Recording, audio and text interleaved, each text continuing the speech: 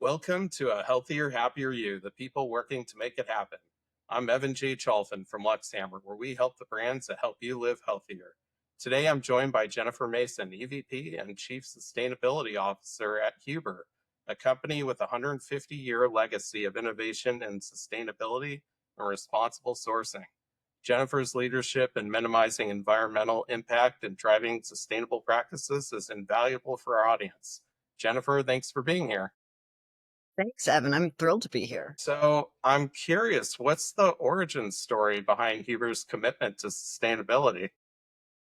JM Huber is a family owned company. We have a really diverse portfolio of businesses, but one thing that we've always had as part of our principles is sustainability. In fact, we have four Huber principles, and safety and sustainability is the very first one.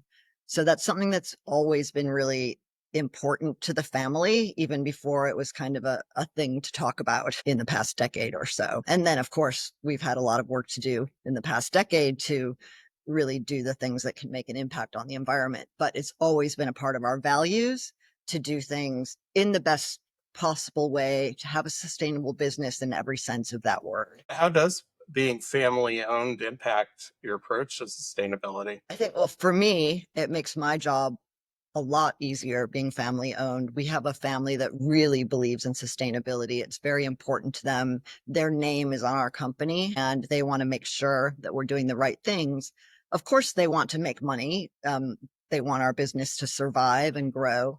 But they're willing to be patient with that. They talk about patient capital. So most projects that we do, of course, we're going to have a return, but we don't have the same expectation that you might have in a publicly held company to have a return on that project within a year or two. We can take longer to get that return if it means we're doing something in a better or more sustainable way. Oh, that's amazing. So, what's your philosophy on responsible sourcing, particularly for wood products? Yes, we do have a number of wood products. We have OSB board, or you may have heard of the Zip brand.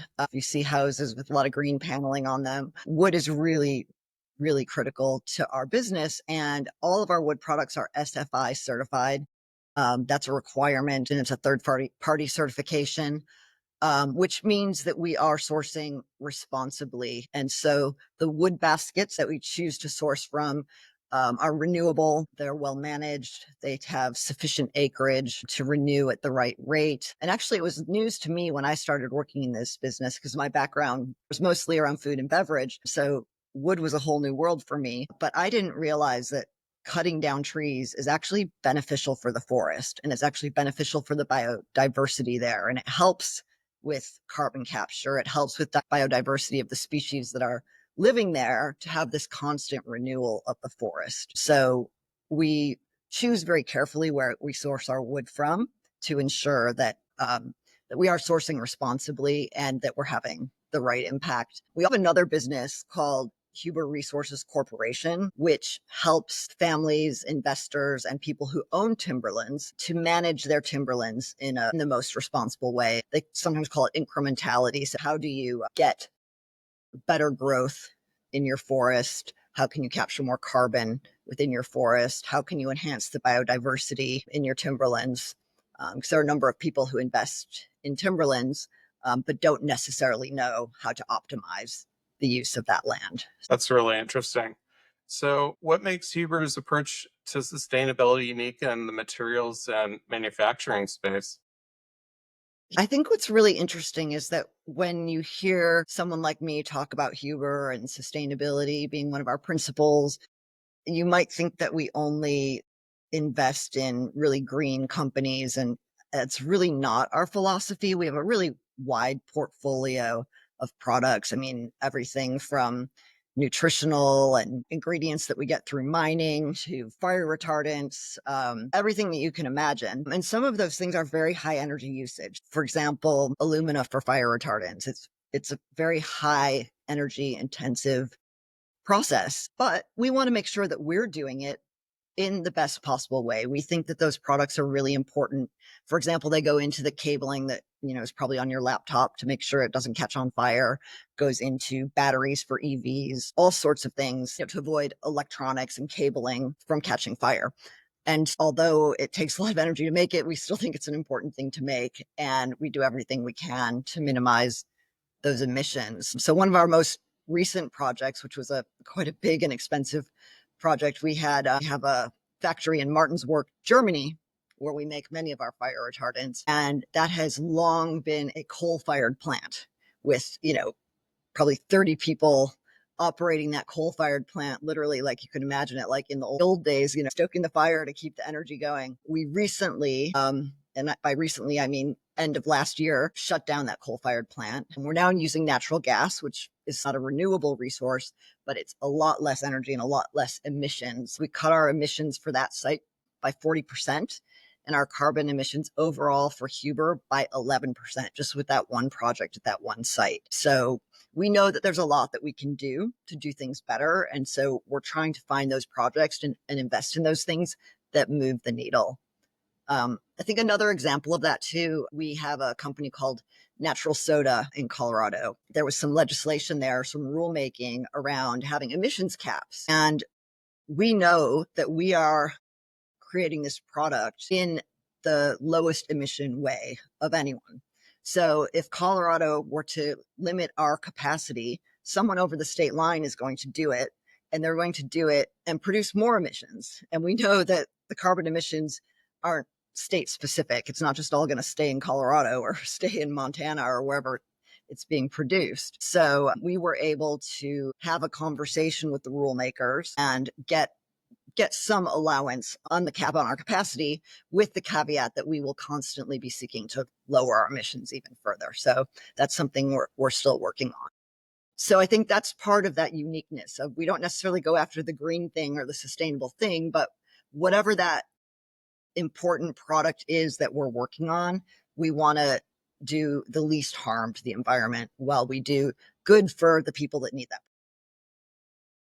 Yeah, that's really important. So, where are you focusing most of your energy in the business right now?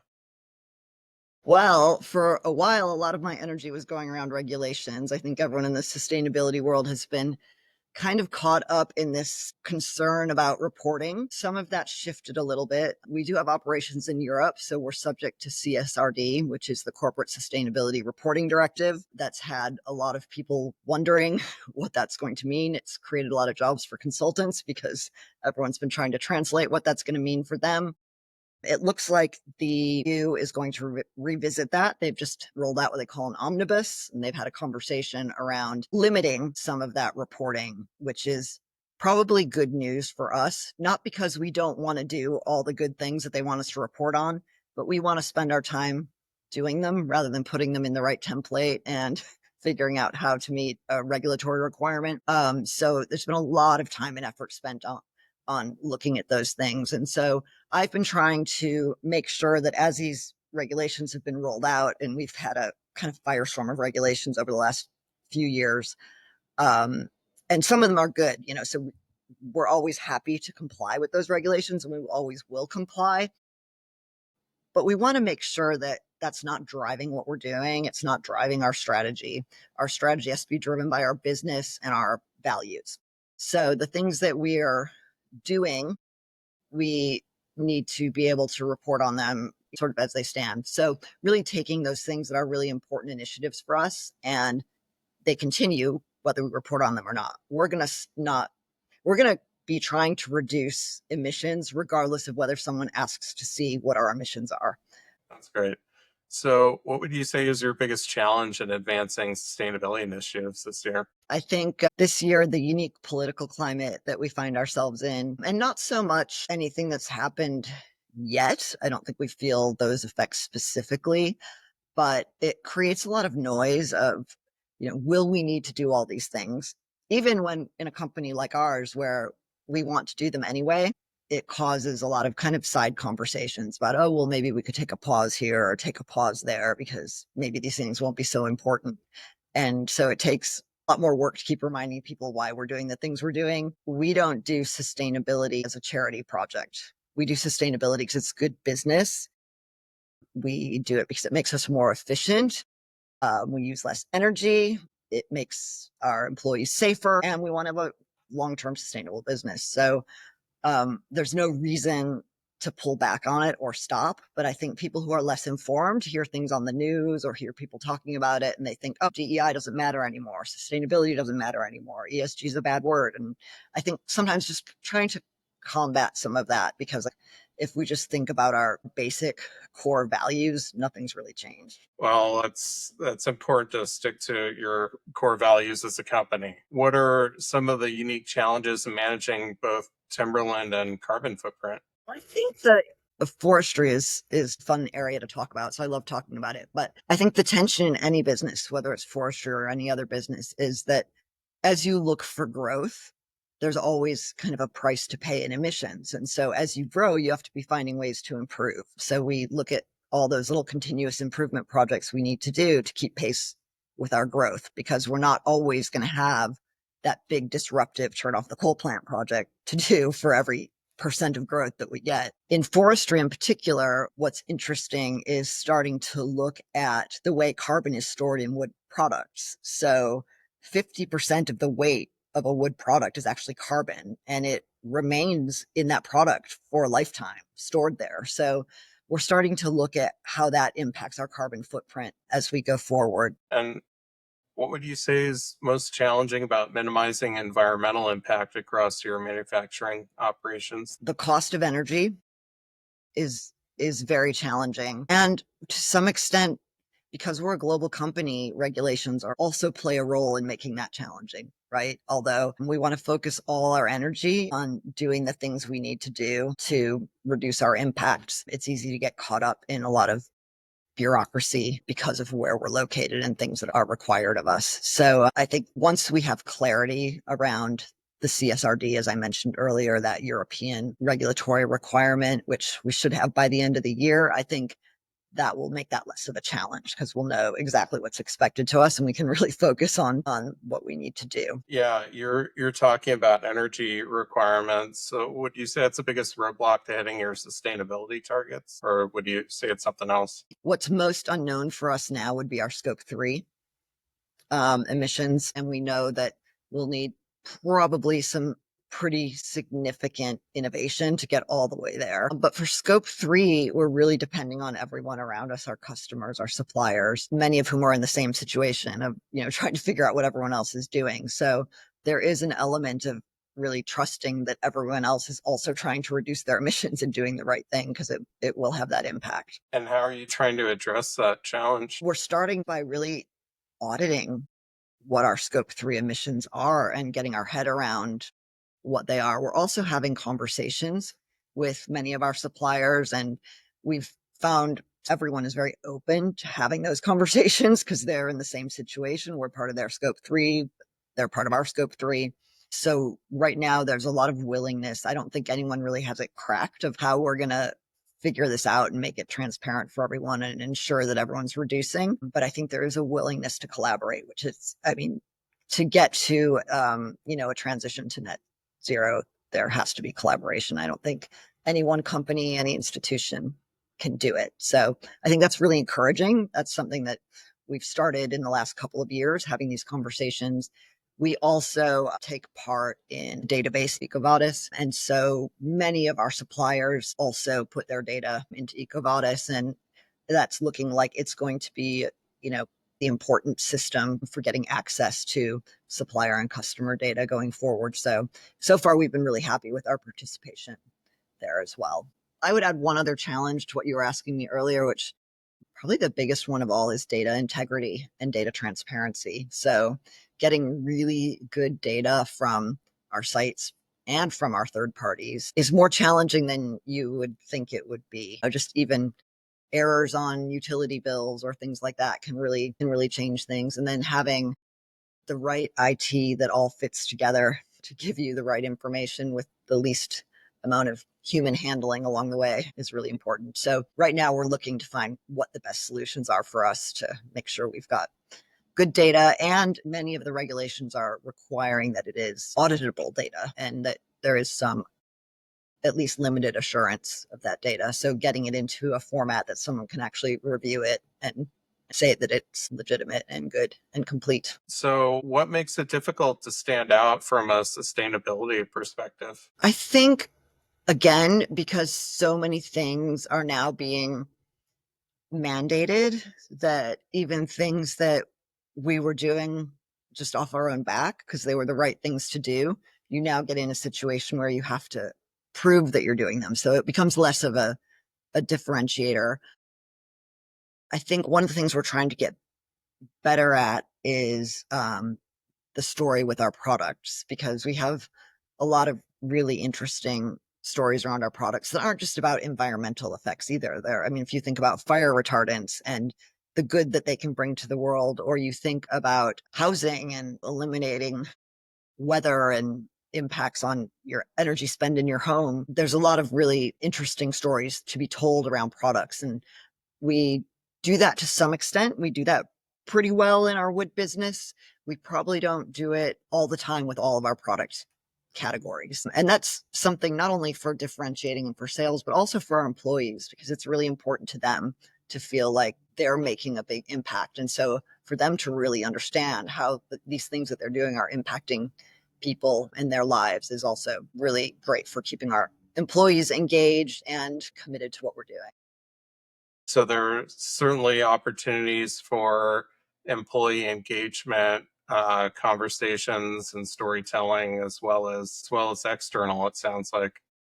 Yeah, and we've just really started that in a formal way. We call it products on purpose. Came from products for purpose, but adding a little bit of intention to it with products on purpose. And when we rolled out our Vision 150 last year, it was 150 being our 150th year as Huber, which will happen in 2033. So it was really our 10-year vision. We started talking to employees about that, as well as our other climate goals around climate, water, circularity, but also products. And how do our products align with the UN SDGs? Or how do our products align with other benefits for our customers and their consumers? So really getting very explicit about that. And we've had a very good response, and we've had a lot of interest when we go around to our sites and talk about it. So it is a good way to get people engaged. Yeah, I can imagine. So, what are your main sustainability targets for this year? We look at sustainability in the much longer term. So I would say our targets for this year are probably less critical than our longer term targets. So we have a 2050 net zero target, and then we have incremental targets along the way. And we want to see things going in the right direction. What we've said is we don't want to be over analyzing our short term targets, because we know that things will ebb and flow. So as we acquire businesses, or as we have, if your mix changes at your factory, things might look different, but you still might be on that trend path downward. So we're trying to have a good perspective around keeping our goals long term, but with enough oversight that we know that we're doing the right kinds of projects and putting the right things in place. So longer term, again, net zero, get to 100% renewable energy, conserve water in water stressed areas, 100% sites that have zero waste to landfill. I think we're at 69 or 59% right now. Having all of our products covered by some sort of LCA or environmental assessment, and we've completed that in one of our businesses, and we're finishing the final ones and another. Those are all the things that we're continuing to work on, but they're more our 2033 goals. One of the big things we're working on this year is consolidating what we call the Huber sustainability story, which is being able to talk about our journey. So some of the things that I've told you about from our past that have always been really important to us, all the way through to that net zero goal, and talking about all the different aspects we look at when we talk about sustainability, whether it's social things like our Huber Helps program, where we have all different philanthropic initiatives that our employees can be involved in, or whether it's carbon emissions, whether it's forestry management and biodiversity, all those different things. We want to be able to have a way to talk about it in one framework. One of the things that has also been a big motivator for us to try and tell the story in a cohesive way is when we talk about wood and some of the things that I mentioned to you earlier about carbon sequestration, and timberland management being a way to offset carbon in one way or another. That creates a sensitivity for some of our shareholders who, for them, it's very important to know that we're not going to use that as an excuse to not always try and improve our operations to be as carbon neutral as possible. And so we want to be able to still talk about all those things and those positive effects that wood and forestry have, but not necessarily in the same sentence as our emissions target, where we are day after day looking for ways to optimize our operations. Yeah. And how do your sustainability initiatives affect your client acquisition? It is actually really important to a lot of our customers. In the wood business, it's really interesting because, a lot of people would say, oh, well, I don't know that our customers, the builders, care. Some of them do care. I was recently at the International Builders Show in Las Vegas, and certainly there's a large proportion of them that care, but there are many that don't. But I know a lot of consumers care because they care what their energy bill looks like. That's pretty important to them. So having ways of having environmentally friendly and energy efficient homes is certainly important to our customers. But I think it's less of a focus area in the wood business because it's so regulated. And we spend so much time ensuring that we're SFI certified, et cetera, et cetera. And so there doesn't need to be a big pull from the customers. On the other end of it, it really depends which part of our Huber engineered materials business you're in.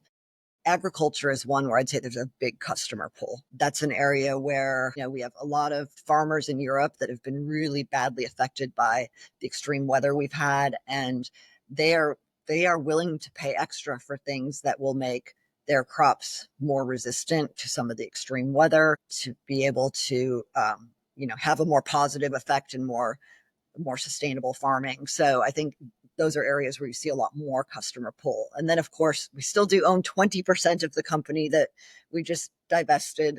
We used to own CP Kelco, which is a food ingredients company, which we divested to Tate and Lyle. We have a 20% stake in that company still. In the food ingredients business, food and beverage customers care a lot about sustainability. And that was something that they would certainly ask for. We needed to have life cycle analysis on every product, be able to talk about the carbon footprint of every product. And I think we'll start to see that too with other industries and have that pull there as well. Yeah. So what innovations are you most excited about on responsible sourcing? No, we're doing some very preliminary work to look at hydrogen as a source of fuel, particularly in our European plant, again, where we use alumina and we have waste products that would be helpful in that process. That's, a decade out from being able to change things, but that would be certainly a step towards, moving away from natural gas and those sorts of things. Really focusing a lot on our innovation processes and making sure that we start thinking about things up front, both in terms of that purpose of the product and what is that going to do for the world, but also in terms of its footprint. So I guess you could say the footprint and the handprint of that product. And so we're trying to put in place into that stage gate process quite early on those conversations. We're also trying to bring together, our businesses, because we're a portfolio company, we don't have our functions merged in any way. But we do see with driving for solutions in the sustainability space, there are benefits of having those conversations together. As I said before, collaboration is going to be the way that we crack a lot of these things. So we've been starting to facilitate those conversations between business units to get the best ideas, or even conversations around innovations around products that they can co-create. You've got a wood business and a fire retardant business. There's some obvious things that could come together there when you look at some of the issues that we have in California and other parts of the US with extreme weather and fires. So I think really just facilitating those conversations is going to be an important thing for us. So if we were to have this conversation again in 12 months, which I hope we do, uh, what Me would too. make what would make you feel it's been a successful year? Having a way to really show you the narrative and also all of the things that we've accomplished this year in terms of our product launches, our lowered emissions, our understanding of our scope 3, where we are with reporting, all those things. Well, that's it for today's episode of A Healthier, Happier You, the people working to make it happen. A huge thank you to Jennifer Mason for for sharing her insights and the amazing work Huber is doing to promote sustainability and innovation. If you enjoyed this conversation, make sure to subscribe, leave a review, and share it with someone who could benefit. If your brand or business make an impact in health, wellness, or personal care, we'd love to help you grow. Connect with me at luxamber.com. Thanks for listening. Until next time, stay healthy, stay happy, and keep making a difference.